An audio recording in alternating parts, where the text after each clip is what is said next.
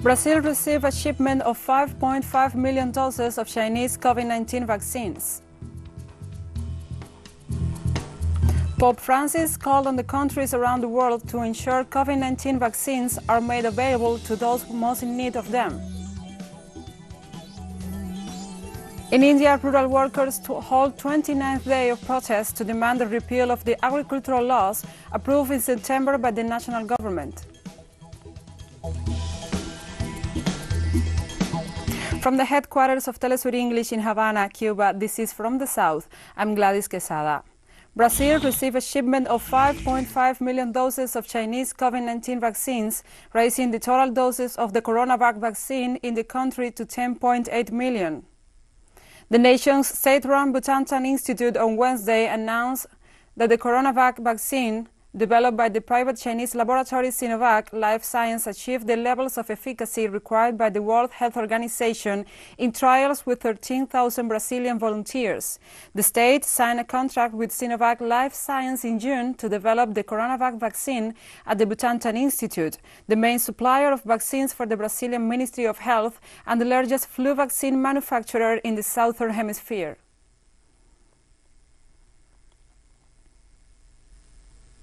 On Thursday, the Brazilian government announced that it will close Rio de Janeiro's Copacabana neighborhood to tourists during Christmas and New Year's Eve to avoid the spread of COVID-19. Mayor Jorge Felipe said the measure will exclude Copacabana residents and forbid the entrance of private vehicles from 8 p.m. Felipe also pointed out the importance of preserving life and health protection, demanding rigorous biosecurity measures from public organizations. The small city that is known for its beaches will have to maintain movement restrictions due to the increase in the number of hospital admissions and also fatalities from COVID-19 in recent weeks.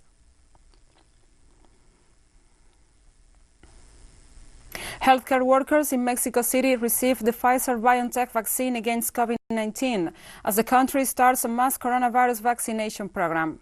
The launch came a day after the first 3,000 doses produced by the U.S. pharmaceutical giant Pfizer and its German partner BioNTech arrived by courier plane from Belgium.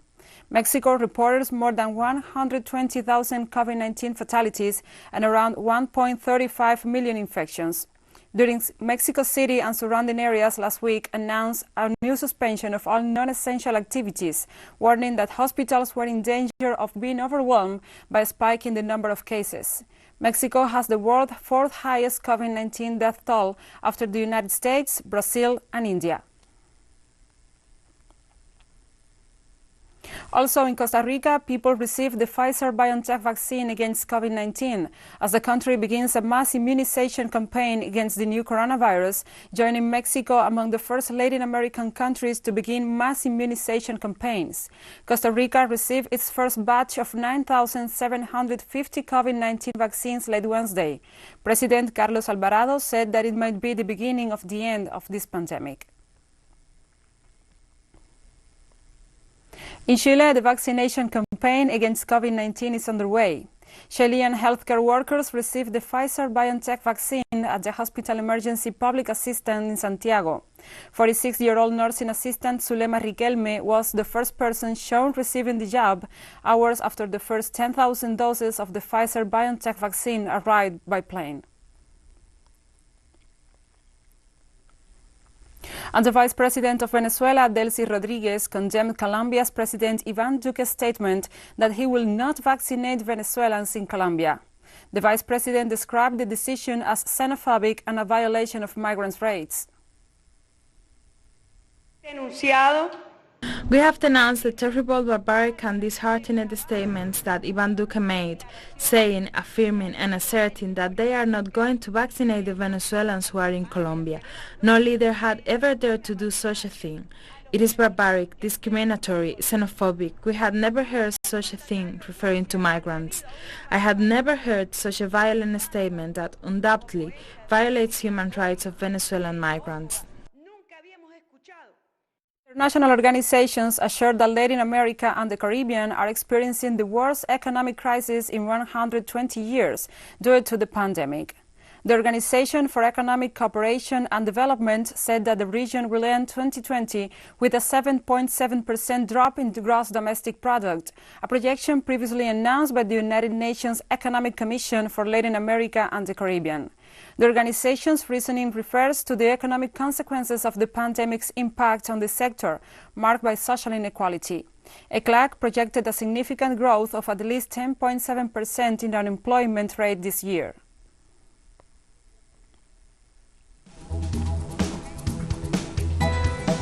And we'll be right back after this very short break, so don't go away.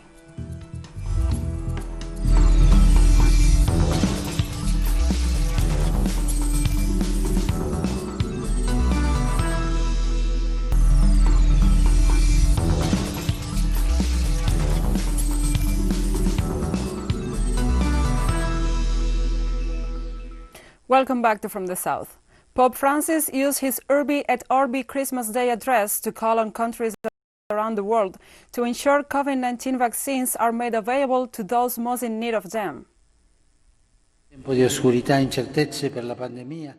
Today, in this time of darkness and uncertainties for the pandemic, several lights of hope are appearing as the discoveries of vaccines. However, for those lights to lighten and bring hope to the whole world, they must be made available to everybody.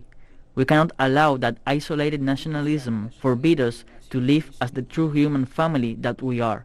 And we cannot allow the radical individualism virus to win above us and to make us indifferent to the sufferings of our brothers and sisters. I cannot put my own self ahead of others, putting market laws and inventions patents above the laws of love and health of humanity. I pray for all those in charge of nations, companies, international organizations, to promote cooperation and not competition and look for a solution for everybody.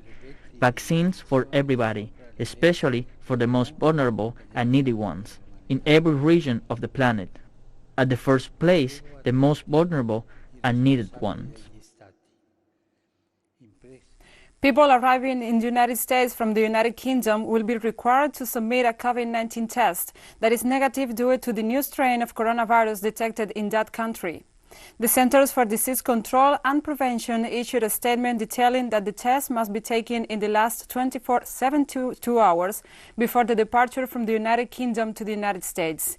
The decree, signed by the President Donald Trump, will come into effect on Monday, December 28th. For the moment, there is no evidence that the new variant of the coronavirus has any impact on the severity of the symptoms, the death rate, the response of the antibodies, or the effectiveness of the vaccines.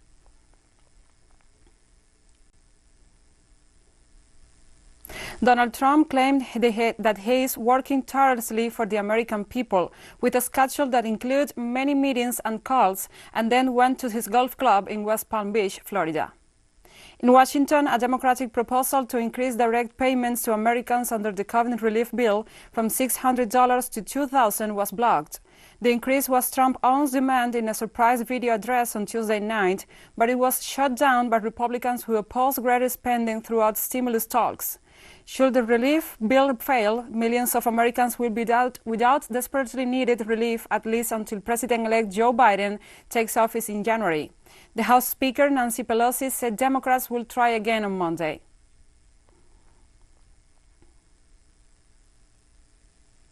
Energy Innovations CEO Hal Harvey said the U.S. will step up its commitment to eliminating carbon dioxide when President-elect Joe Biden takes office.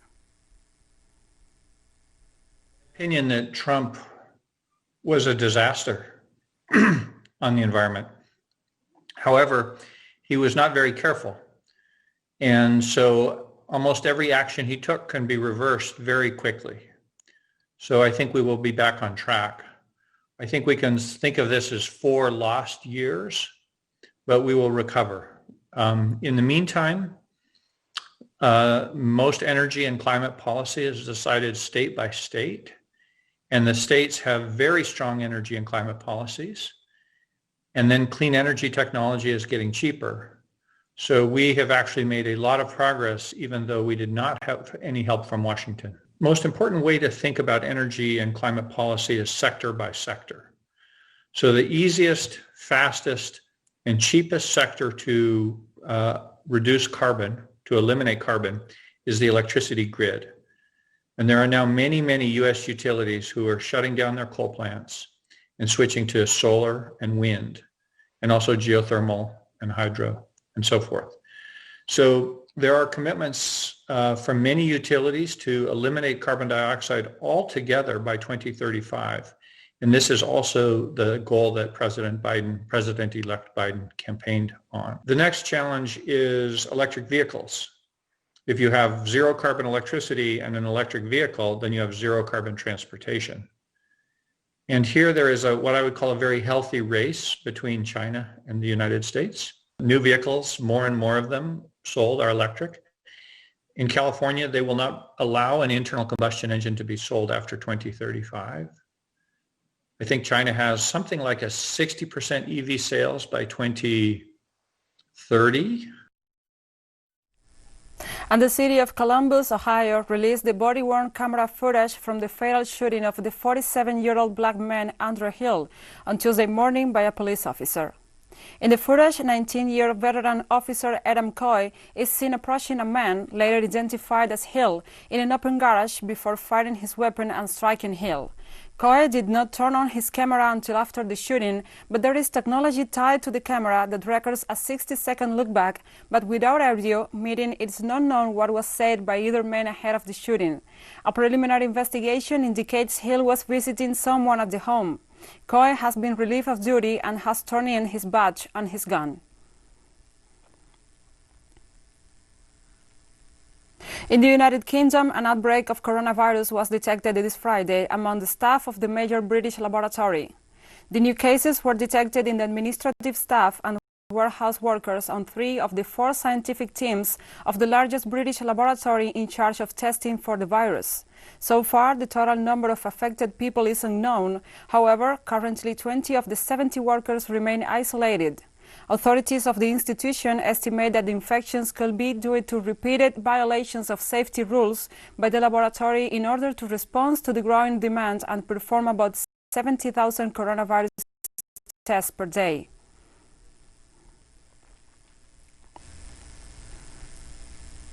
Ambassadors from the European Union's 27 nations convened on Christmas Day to start assessing the free trade deal the bloc struck with former member Britain, a historic accord that takes effect in just a week. At Friday's exceptional meeting, the EU delegations asked for more time to study the text before sending them to lawmakers at the European Parliament. The ambassadors are expected to meet again on Monday. Both sides claim the 2,000-page agreement protects their cherished goals. Britain said it gives the UK control over its money, borders, law and fishing grounds, while the EU said it protects the single market and contains safeguards to ensure that Britain does not unfairly undercut the bloc's standards.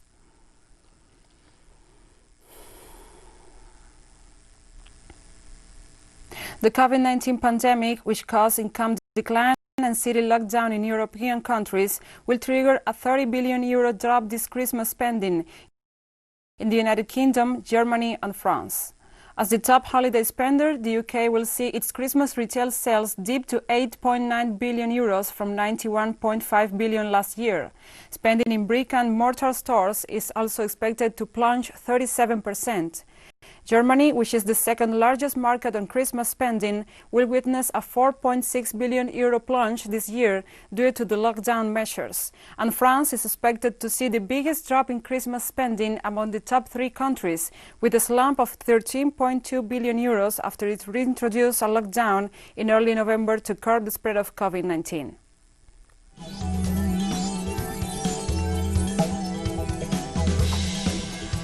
And we have more stories coming up after this final short break, so stay with us.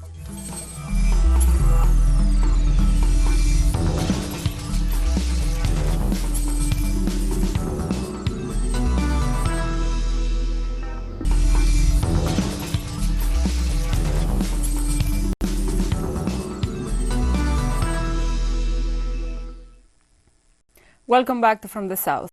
In India, rural workers hold 29th day of protests to demand the repeal of agricultural laws approved in September by the national government. Farmers continue street actions against the political reform package, which according to rural worker leaders benefits only the big corporations.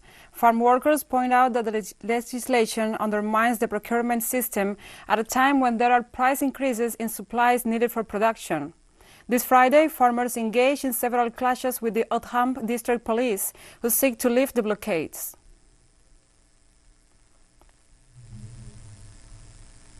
In this regard, the Indian Prime Minister Narendra Modi urged farmers to stop the protests against the package of reforms enacted by the government.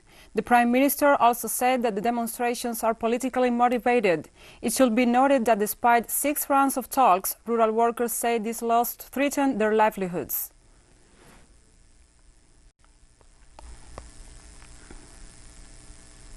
On Friday, Malian opposition leader Soumaïla Cisse died of COVID-19 in Paris. The news throws Malian politics into new uncertainty. Cisse was the runner-up in the past 3 presidential elections and was considered to be a major candidate to finally win in 2022. He was taken hostage in March while campaigning for legislative elections in his hometown of Nianfouké in northern Mali by a group affiliated to Al-Qaeda.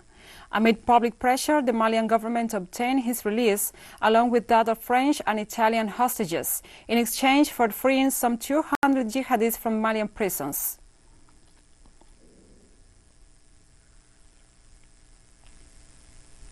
Syrian army air defense units repelled an Israeli airstrike against the Misaf region located in Hama province. At exactly 12:14 local time, Israeli forces launched a missile blast from the north of the Lebanese city of Tripoli towards the Misaf area. Syrian defense systems intercepted and shot down most of the missiles. Since the beginning of the conflict in Syria in 2011, Israeli bombings against military or civilian targets in the Levantine country are plentiful.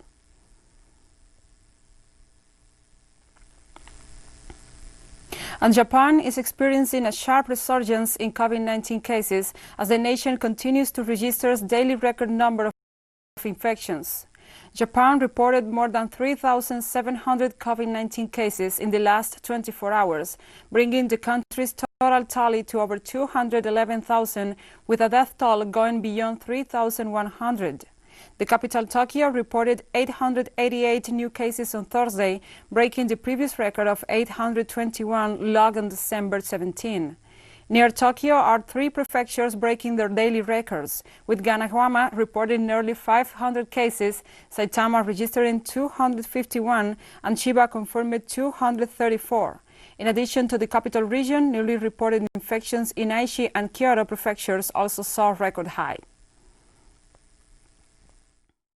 Until vaccination starts, medical readiness needs to survive these hard times, so that necessitates a quiet and calm holiday period. I would like you to spend a quiet time with your family and loved ones, with a small number of people.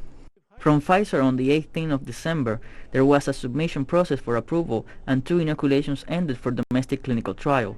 By February next year, the data will be requested. Based on such data, there will be a screening and review process, and once approval is given, healthcare professionals will be given priority, then the elderly and people with underlying conditions, and then health workers will be prioritized and be inoculated free of charge, and will be covered by the state. On Friday, China refuted the groundless claims made by the United States that the Chinese distant water fishing industry is using forced labor, saying it is completely malicious smear and attack. As a responsible fishery country, China attaches great importance to the scientific conservation and sustainable use of fishery resources and actively fulfills its international obligations. China has established a sound system for managing distant water fishery, implemented the strictest measures for monitoring the positions of fishing vessels in the world, and imposed fishing bans on the high seas in the Southeast Pacific and the Southwest Atlantic. Referring to the international practices of distant water fishery, Chinese distant water fishery enterprises have independently established labor cooperation with some countries in a market-oriented manner, achieving mutual benefits and win-win results. There is no such thing as forced labor. China has maintained good communication with competent authorities of relevant countries on the establishment of bilateral fishery labor cooperation mechanism. We are firmly opposed to malicious, groundless and confounding smears and attacks. And we have come to the end of this news brief. But remember, you can find this and many other stories on our website at telesurenglish.net. And also, if you feel so inclined, please follow us on social media, Facebook, Twitter, Instagram, and Telegram. For TeleSUR English, I'm Gladys Quesada. Thank you for watching.